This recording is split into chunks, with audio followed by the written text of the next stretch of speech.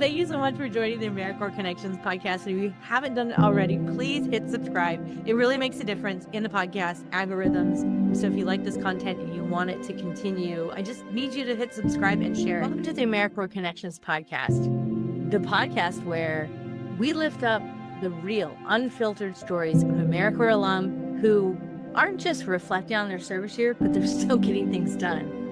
I want to be very clear about this episode. This is not a political podcast, but when a Senate candidate knocks on your door who also happens to be an AmeriCorps alum, Peace Corps volunteer alum, and also a Fulbright Scholars alum, we just open the door wide and we want to hear from them. So today I'm excited to welcome Christopher Beardsley to the show, a Delaware native who has served everywhere from Wilmington, Delaware during his AmeriCorps year, Rwanda, and South Africa, and is now running for U.S. Senate because, surprise, surprise, but all roads lead back to service.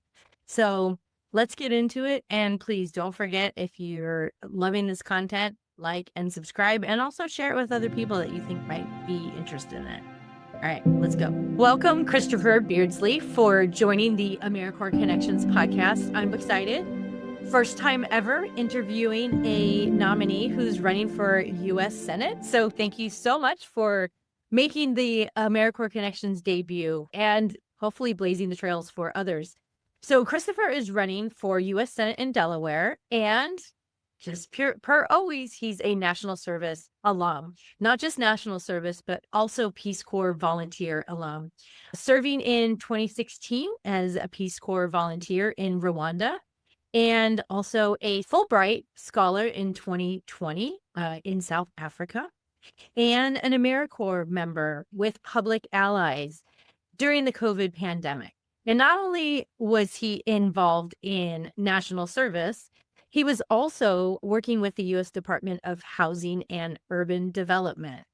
And I am just excited to have this conversation because all roads seem to lead back to service, even when folks are running for U.S. Senate for their home state of Delaware. So, Christopher, I want to open up the floor to you. And let's just start off with your journey through, obviously, Peace Corps and national service, and what drew you to these service opportunities? So take it away, Christopher.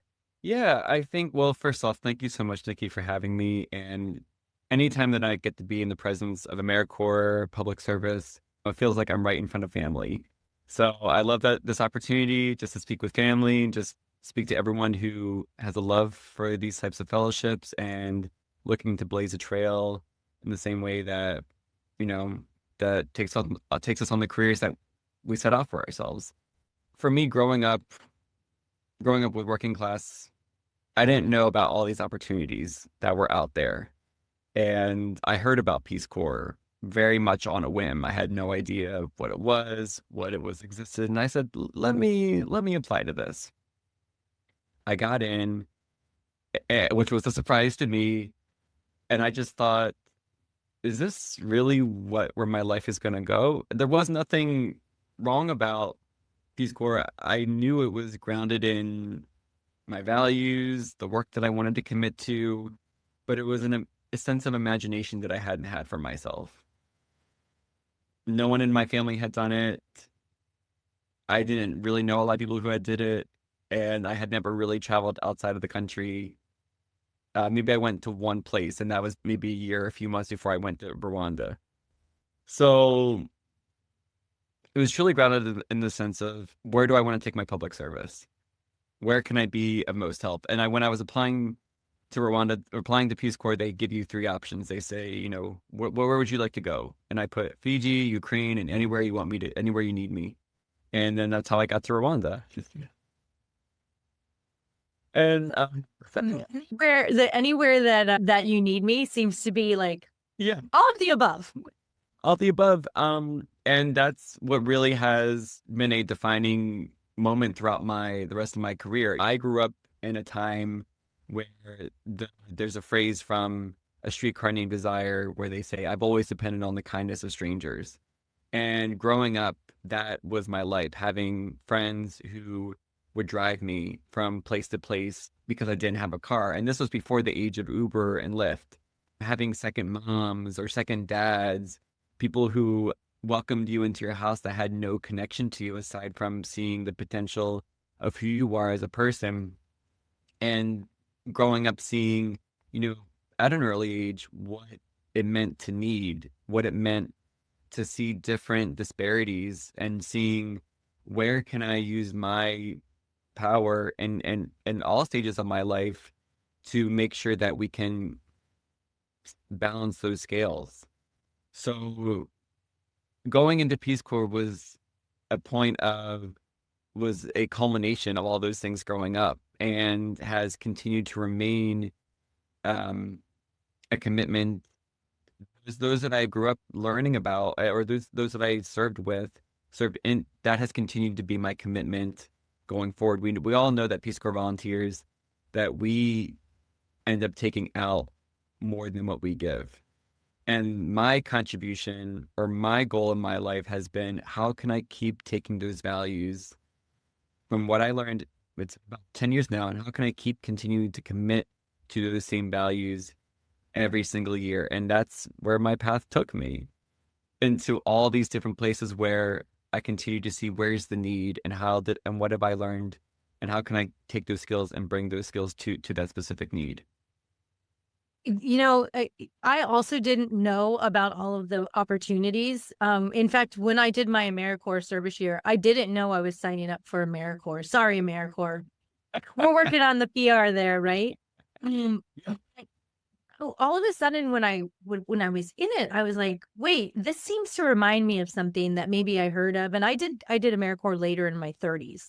So it was really something that I did early in my mid 30s.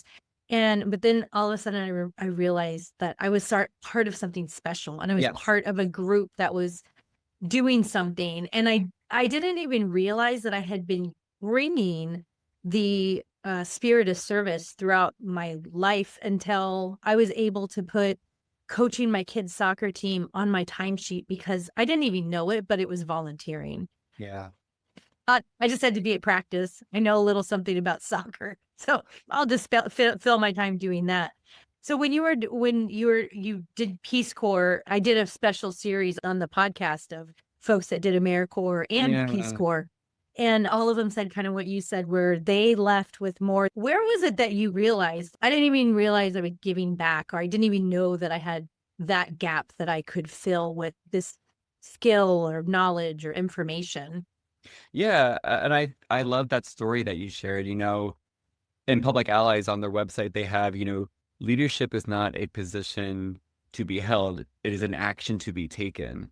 And all of us, all across this country, are taking actions to show leadership, to show that there are values that we're still committed to every single day of our lives, and knowing that we may not always see the benefits of those successes, but the fact that we're struggling to continue to fight for these goals, that is what the important work is, to continue to carry this. Yeah, during my time in Peace Corps, I think everyone asks, when you're growing up, you see kids that are really good at playing the trumpet, the violin, doing great singing, and you think, wow, like, what am I good at? Like, what am I good at? And Peace Corps was the first time where I said, okay, this is what I'm good at. This is what I'm good at.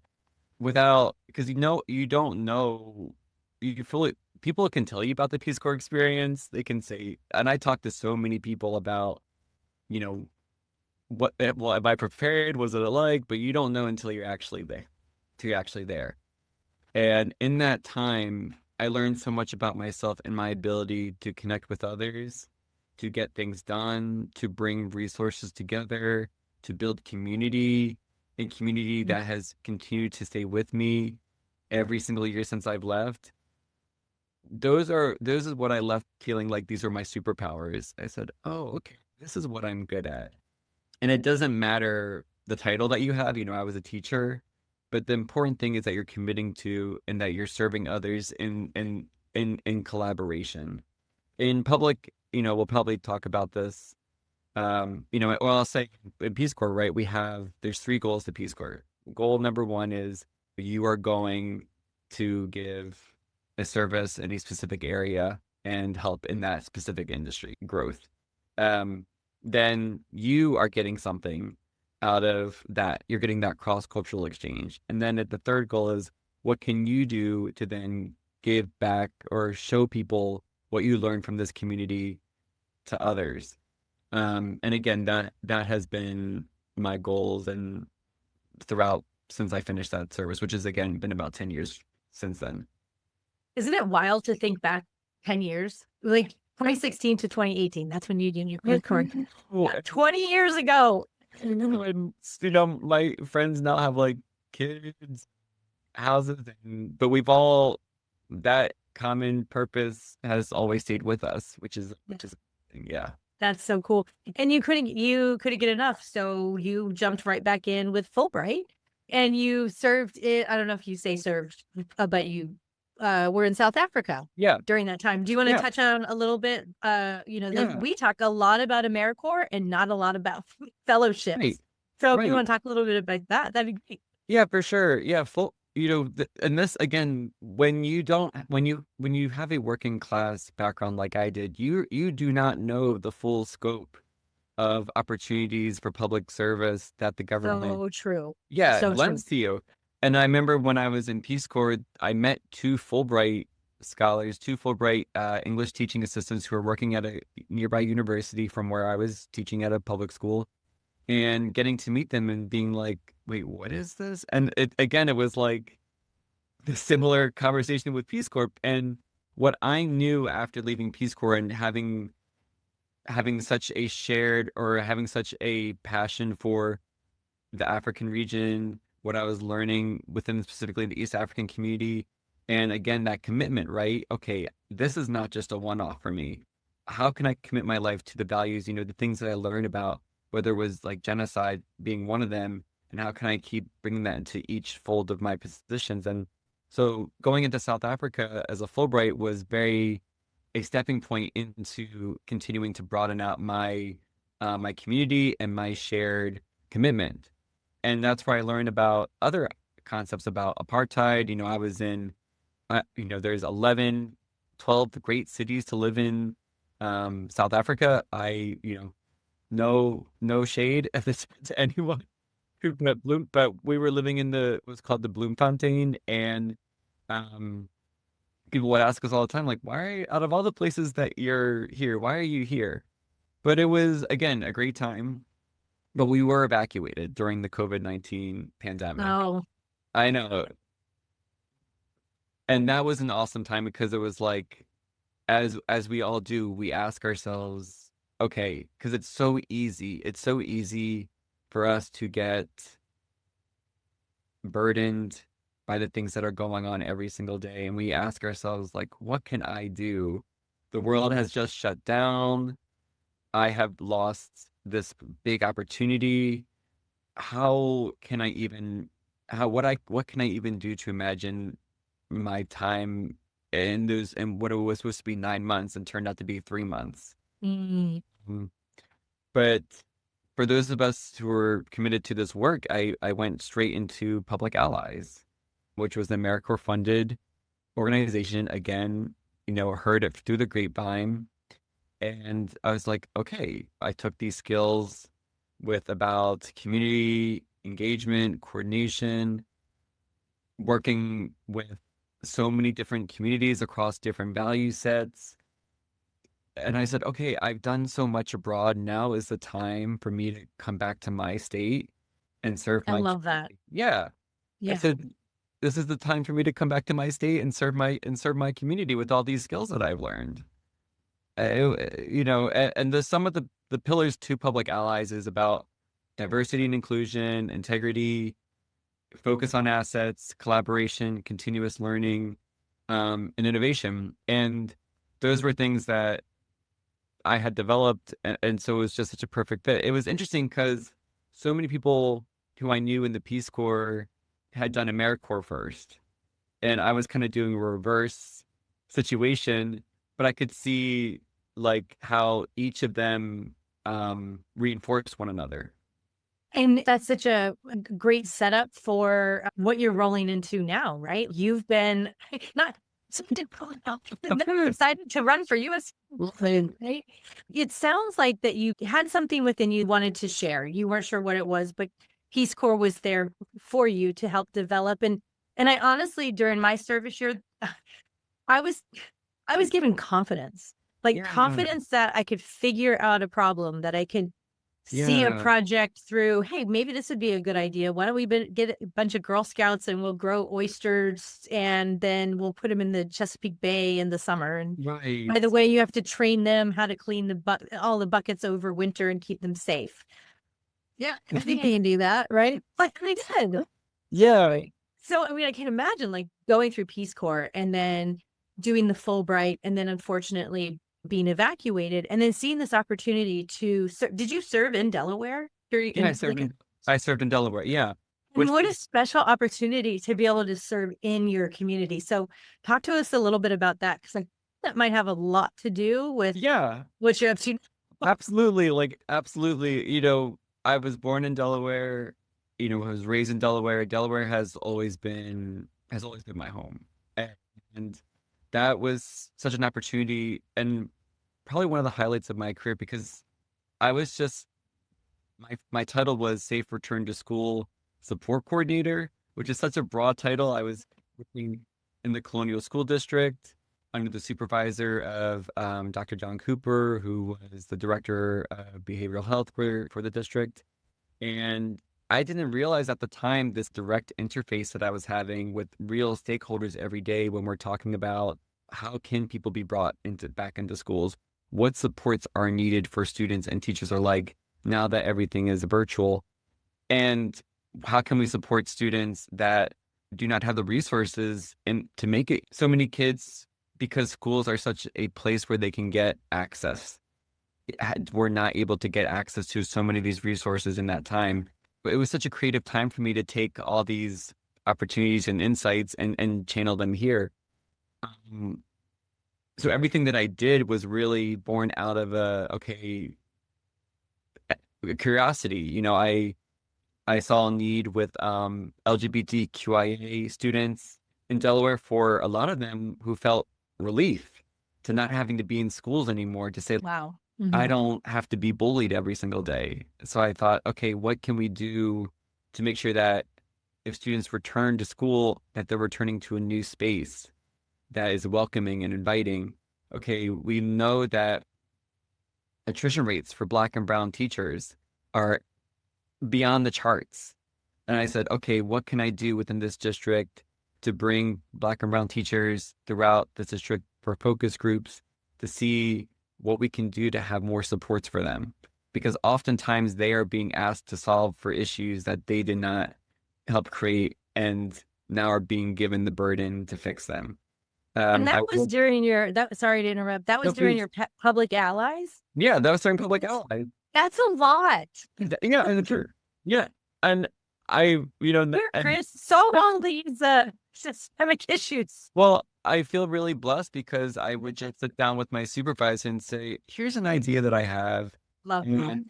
He connected me with someone. And that's what service is a lot, is sometimes like, okay, I have an idea. Who else can I bring into this who sees the same need, and how can we work together? And that's what it was. I worked on learning pods, getting kids connected to learning pods if they didn't have Wi-Fi at their homes, and making sure they could go and keep doing their work. It was such an amazing time to look back on and think, wow, like that's the stuff that I want to be doing. And to give back to my state, which has given so much to me, was an honor and a blessing for sure.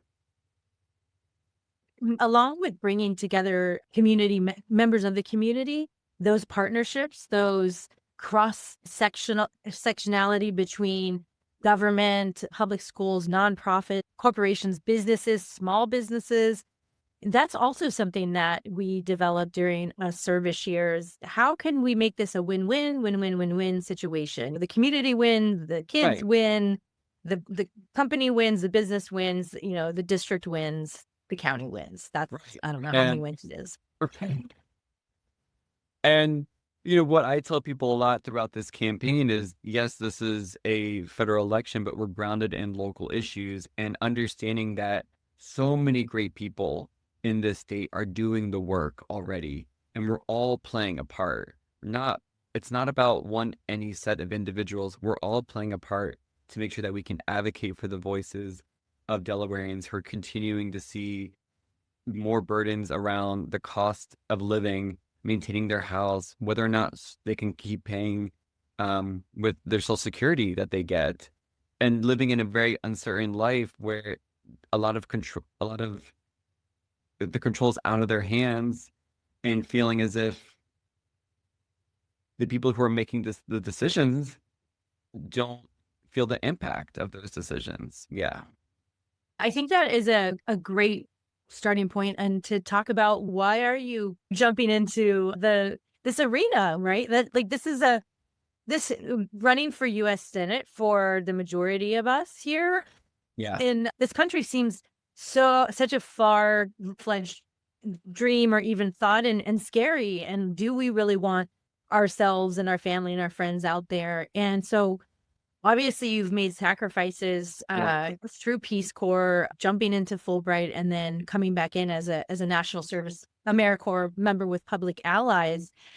This is a big one, right? Like this is you have to raise money. Yeah. You really have to put yourself out there. And so tell us a little bit about the journey into making this decision and your ultimate goals. And I don't know, I feel like if you're doing something like this, you must see your community in the light in a way that I'm going to say that others don't, but not in a bad way, just in a way of like, you see something so special in Delaware that even the people in Delaware might not recognize that we have this thing. I'm going to say you because I don't live in Delaware. You have this thing, and you, Christopher, are going to put yourself on the line for these folks. So let's talk about that journey. Of course, I was protesting on the streets, and we said that genocide's a red line. And we said that if we kept continuing to commit to sending bombs abroad and not investing in the people here, it was wrong both on a political level and on a moral level. And if we didn't solve for that, then we would be in a position that we're at now, where people are feeling the social safety net being cut under them, where the uncertainty about their day-to-day lives and corporations continue to have more and more power. I saw a need, and I saw that in my experience in my life, that the values, when we talk about human rights, when we talk about housing, when we talk about working class, these were all things that were a through line in the values that I shared. And knowing that in Delaware, which is the corporate capital of this country, knowing that the burdens that we face on the national level of corporate greed, Delaware deserves to be in that conversation. We deserve to have that voice, and we deserve for people to look to us to see how we can break all the things that are an enigma for the nation. We're in a time right now where people are stressed and we're doom scrolling and we don't know what to do. Public service is a cure for that. You jump in and you say, okay, I'm not going to take an inactive. I'm not going to just sit here and say I can't do anything about it. And this was a moment for me to say, okay, I can do something about it. I will do something about it. And I'm going to continue to do something about it. And on behalf of Delawareans, in the first state, we want to put Delawareans first, not corporations.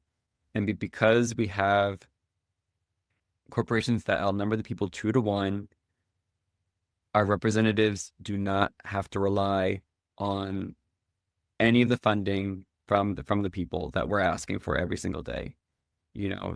They can get 3 million checks from corporations, from APAC, while we're all having to spend our money making sure that our families are good, our neighbors are good, and our communities are good. So we're in a pivotal time, but we're in a great time because we're a small state. The cost to win an election is very small compared to many other states, and the significance and the return on investment is high. That's what we're committed to, and that's what we're striving for every day.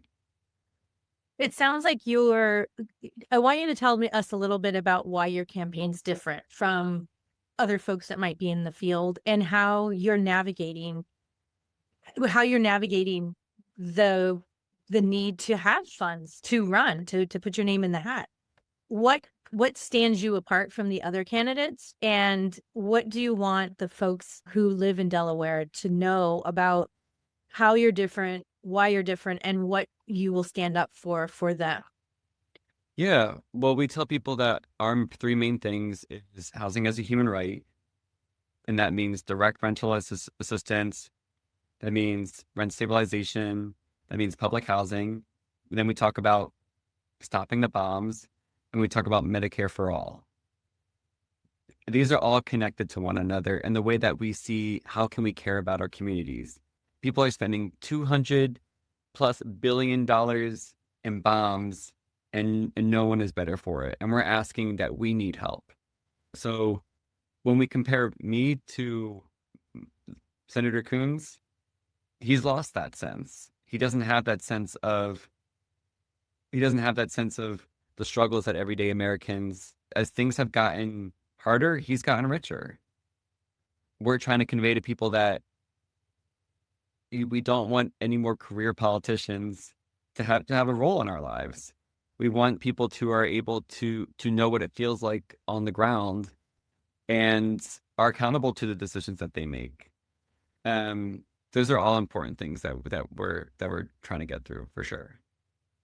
Well, thank you for that. And I spent some time in Governor Hogan's office when he was governor in Maryland, and I worked in constituent services, and my role was to field calls from constituents to hear about the issues that they had in their counties and Baltimore City, and to convey that up to our elected official. Yes.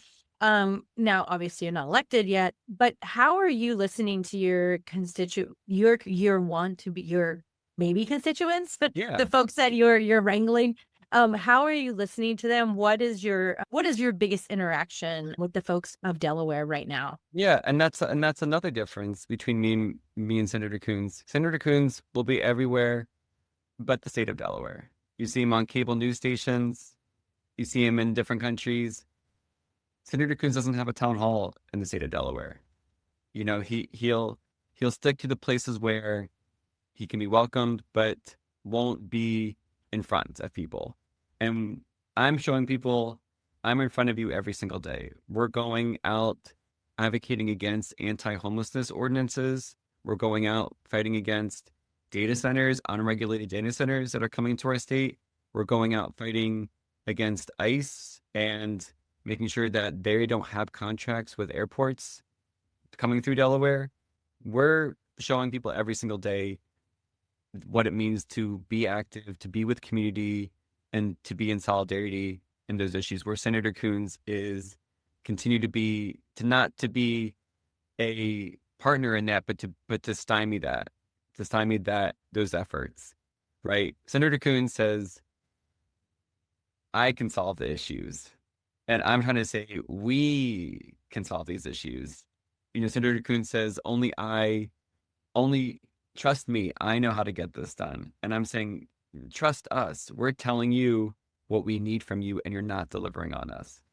You know, Senator Coons voted against raising the minimum wage during the COVID-19 pandemic, where we had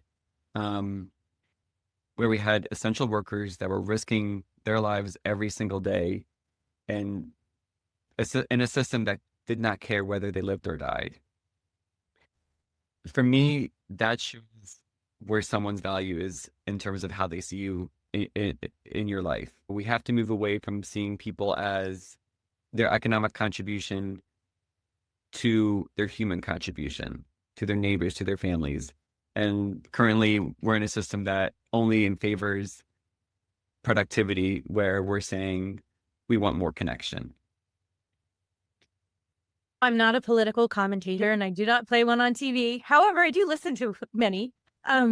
So I'm gonna throw you a hard ball. No, we can hear people who are for running for seats give us like, yes, healthcare for all, and yes, affordable housing. What's your plan? What in your first 30, 90 days? How do you see you implementing or trying to implement? Obviously, you're going to have to get consensus and all of this stuff. But when you think about that, what's the plan? Yeah, one thing that as a progressive, people always label us as, oh, we don't want to get anything done. And I think to the point about public service is that not only, especially with Peace Corps, not only was I working across political divides, I was working across cultural divides, linguistic divides, and still getting stuff done. So it's like, okay, so it's like we like I can get stuff done in harder situations. Going to the U.S. Senate, it sounds like a breeze compared to all the other opportunities where I've had to work, where I've had to manage change, learn different languages. Right. What we say is that when we're negotiating things, it's what is your negotiating point? Senator Coons, he's known for compromise. If you ask people in Delaware, oh, what's Senator Coons known for? Compromise. Okay. But that is not a value in and of itself. When we're coming to the table as a senator, as a stakeholder, we're saying, okay, here's our negotiation. We are not budging from these points. And this is our standard. The difference in standards between me and Senator Coons is vastly different. His standard is much lower and is happy to compromise on any issue, where we're saying we have hard lines and we're not going to sacrifice the American people and just to get a deal for a deal's sake. A lot of these things that we're talking about here just require agencies to be funded at levels that they have not been funded before. The capacity across the federal government to push policies and law that are into place is extremely strained at this point.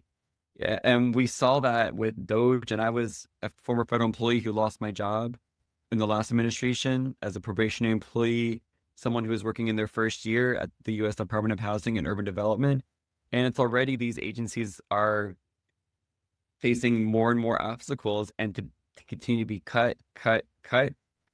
If we funded these agencies to historic levels that they haven't seen yet, a lot of these policies that we're talking about could be not only be more accessible, but we could see the impact of them. I always talk about homelessness because there were investments in there were investments within the housing space, but they were in untraditional ways, or they were in traditional ways that we're seeing are not working anymore. When we're talking about vouchers and waiting lists and more trainings, people need money in their hands immediately. And we see that the barriers in getting all of this money that's being funneled into these programs, but it's not getting to the people who need it. So it's also changing the funding streams and how to make sure that we're directing this money when in 1 in 5 low-income families who are eligible for assistance end up receiving it. So what we're seeing is that there's a lot of barriers in those who need help not getting the help that they need.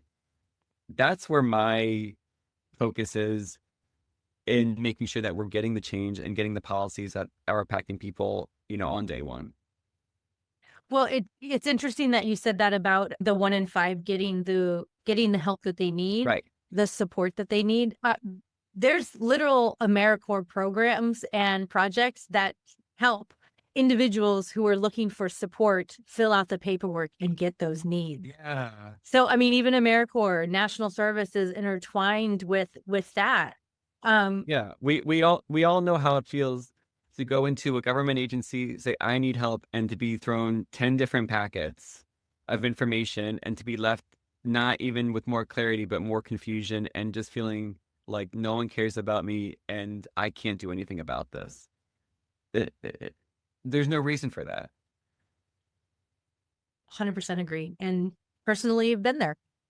This has been so wonderful. I just want to say thank you so much for trusting the AmeriCorps Connections podcast and me for having you out here and talk about your service and your inspiration to run for the U.S. Senate for the state of Delaware, the first state. Yeah. Is there anything that I didn't ask you, because I'm not a political commentator and I don't usually interview people who are running for Senate? Is there anything I didn't ask you that you want to make sure that folks who are listening to this leave with an idea of who you are and what you aim to do, and just anything else that you want to say before we close out? Yeah, we're talking about a better Chris for a better Delaware. Okay, that's my tagline. And we're saying that public service is about showing up. And that is my record, is showing up day in and day out. And that's what matters to me. That's what I'm doing right now to show up for my community. So feel free to follow us on all of our socials at Beardsley for Delaware. On Twitter and Blue Sky, it's CB for DE, and our website is beardsleyfordelaware.com. And we would appreciate any donations as well. Thank you so much. And we'll have all the links in the show notes. Chris, this has been so wonderful. I've learned something about Delaware. Hopefully our listeners have too. And thank you all for listening to another edition of the AmeriCorps Connections podcast. You never know. Maybe we're turning this into, no, we're not turning this into a political podcast. But I will say, I won't go off on a tangent. But thank you all. And until next time, keep getting things done. Thank you.